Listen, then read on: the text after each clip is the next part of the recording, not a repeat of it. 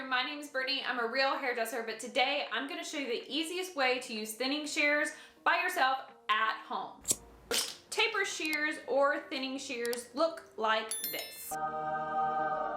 This is a really inexpensive pair from Amazon. It's under $10. They work good enough. I'll put a link in the description box below if you want to grab them. This type of shear is used to remove bulk or weight, to blend lines in a haircut, and to create movement. Unless you really go to town with these, they will not create the actual shape of the haircut.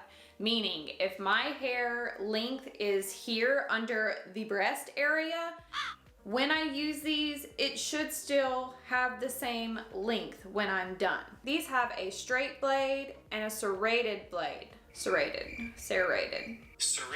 A blade with teeth in it. When we cut with these, it's only gonna remove the hair in the little dips or grooves here in the teeth. We wanna make sure that we're just using the tip or the middle. We don't wanna extend past here.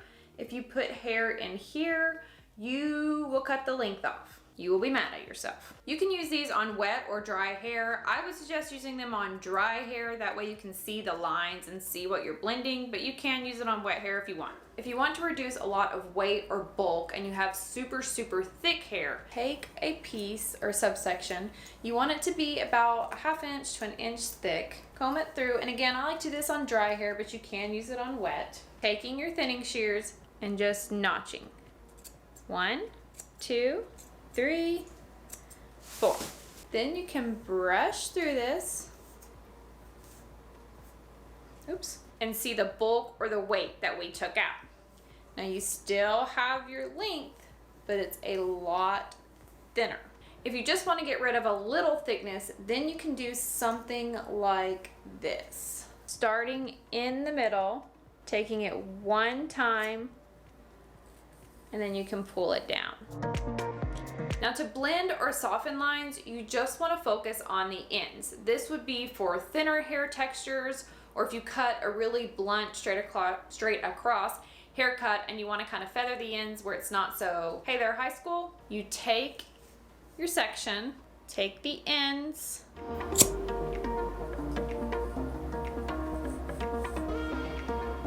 so that will blend your ends. You can see here, can you see that line? That's caused by the straight edge, so you always want the teeth to be on top so you can camouflage that. And you can even take hair straight out versus cutting it horizontal, parallel to the floor, or straight down. So you do the same technique. Take your shears, and that will help blend my ends into this mess. Ooh, see? That lays much better.